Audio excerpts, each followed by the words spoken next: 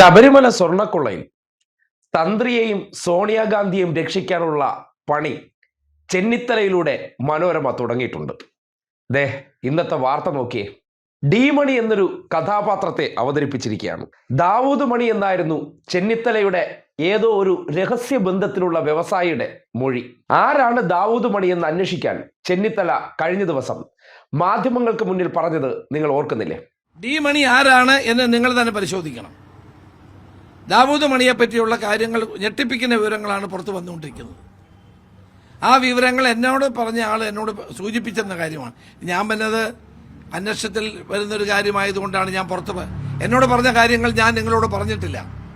പറയാത്തതിൻ്റെ കാരണം, ഒന്നാം വ്യവസായിയുടെ സുരക്ഷിതത്വം കണക്കിലെടുത്ത്, രണ്ട്, അത് SITയോട് പറഞ്ഞ കാര്യം പൊതുവെ പറഞ്ഞ് അന്വേഷണത്തെ തടസ്സപ്പെടുത്തേണ്ട എന്നുള്ള ഉത്തരവാദിത്വ ബോധം കൊണ്ടാണ് ഞാനത് പറയാതിരുന്നത്. ഡി മണി ആരാണെന്ന് നിങ്ങൾ തന്നെ കണ്ടെത്തുക. അദ്ദേഹം ചെയ്യുന്നത് എന്താണെന്ന് നിങ്ങൾ തന്നെ കണ്ടെത്തുക. അതെ, പൊടുന്നനെ ഒരു ദാവൂദ് മണി.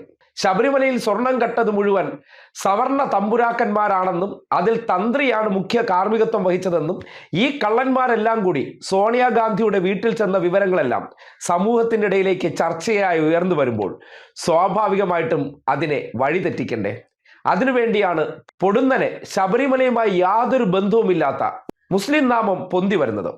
നേരത്തെ സ്വർണ്ണക്കടത്ത് കേസുകളിലെല്ലാം സംഘപരിവാർ എങ്ങനെയാണോ ഒരു കഥ സൃഷ്ടിച്ചിരുന്നത്, അതേപോലെ മുസ്ലിങ്ങളുടെ ഒരു പേരുകൂടി ചേർത്ത് ശബരിമല സ്വർണം കട്ടതിൽ മുസ്ലിങ്ങൾക്ക് കൂടി പങ്കുണ്ടെന്ന് വരുത്താൻ ശ്രമിച്ചതിന് ശേഷമാണ് ആ ചർച്ച പതിയെ മനോരമയിലൂടെ പുതിയ തലത്തിലേക്ക് കൊണ്ടുപോകുന്നത്. ഇന്നിപ്പോ ഡി മണിയെക്കുറിച്ച് വലിയ കഥകളെല്ലാം മനോരമ അടിച്ചു പിടിപ്പിച്ചിട്ടുണ്ട്. ബാക്കിയുള്ളതൊന്നും ഇനി ചർച്ചയാകണ്ട, ഡി മണിയിലേക്ക് ചർച്ച പോകണം. അദ്ദേഹം പത്മനാഭസ്വാമി ക്ഷേത്രം വരെ കണ്ണു നട്ടിരുന്നത്രേ.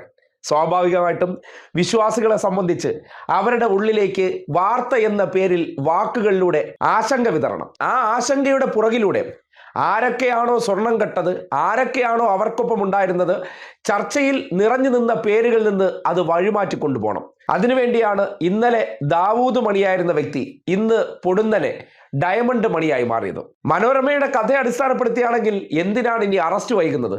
ഉടൻ തന്നെ SITക്ക് അറസ്റ്റ് ചെയ്തൂടെ? പക്ഷേ അവരെ സംബന്ധിക്കുന്നിടത്തോളം അറസ്റ്റ് ഒന്നുമല്ല പ്രശ്നം. ആ ഡയമണ്ട് മണി അഥവാ ദാവൂദ് മണിയെ കേന്ദ്രീകരിച്ച് ഈ വിഷയവുമായി ബന്ധപ്പെട്ട് ഇവർക്ക് രക്ഷിച്ചെടുക്കേണ്ട ചിലരുണ്ട്. അതിൽ സോണിയാഗാന്ധിയുടെ പേരുണ്ട്. അതിൽ സ്വർണം കട്ട ഉണ്ണികൃഷ്ണൻ പോറ്റിയുടെയും ഗോവർദ്ധന്റെയും നടുക്ക് നിൽക്കുന്ന തന്ത്രി എന്ന കേന്ദ്ര ബിന്ദുവുണ്ട്.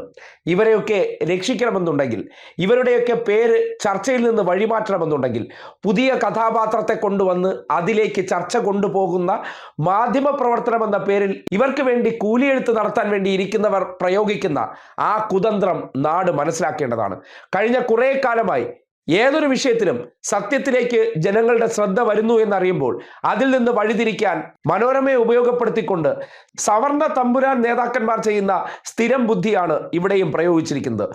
ഇതിൽ നാട്ടുകാർ വീഴരുത്. ഈ സ്വർണ്ണക്കടത്ത് കേസുമായി ബന്ധപ്പെട്ട് ഇവർ ഉന്നയിച്ച ആരോപണങ്ങളെല്ലാം ഒടുവിൽ സോണിയാഗാന്ധിയുടെ വീടിനകത്തേക്ക് കയറി നിൽക്കുന്ന സന്ദർഭം എത്തിയപ്പോൾ അതിൽ നിന്നെല്ലാം ഇനി വഴിമാറ്റണം. പൊടുന്നനെ ചർച്ച ഇനി പുതിയ പുതിയ കഥാപാത്രങ്ങളെ ഇവരാൽ സൃഷ്ടിച്ച് അതിലേക്ക് കൊണ്ടുപോകണം. ഒടുവിൽ ആ ചർച്ചയുടെ മറ പിടിച്ച് യഥാർത്ഥ കള്ളന്മാരെ രക്ഷിക്കാനുള്ള വിദഗ്ധമായിട്ടുള്ള പരിശ്രമത്തിന് മനോരമ കൂടി ചേർന്ന് നിൽക്കുന്നു എന്നതിൻ്റെ തെളിവാണ്. പിന്നെ പണം കിട്ടിയാൽ മനോരമ എന്ത് കൂലിയെഴുത്ത് നടത്തുമെന്നുള്ളത് കൊണ്ട് ഇതൊക്കെ എന്ത് എന്ന് മാത്രമേ തിരിച്ചങ്ങോട്ട് ചോദിക്കാനുള്ളൂ. ഒപ്പം തന്നെ നിങ്ങൾ എത്ര പരിശ്രമിച്ചാലും ആ കള്ളന്മാരെ ലൈം ലൈറ്റിൻ്റെ മുന്നിൽ കൊണ്ടുവരാനും അവരുടെ പേര് ചർച്ച ചെയ്യിപ്പിക്കാനും ഈ സമൂഹത്തിൽ മനോരമയ്ക്കല്ലാതെ ബാക്കിയുള്ള സംവിധാനങ്ങൾക്ക് കഴിയുമെന്ന് വരും ദിവസങ്ങളിൽ നിങ്ങൾ തിരിച്ചറിയാൻ പോകുന്നതേ ഉള്ളൂ.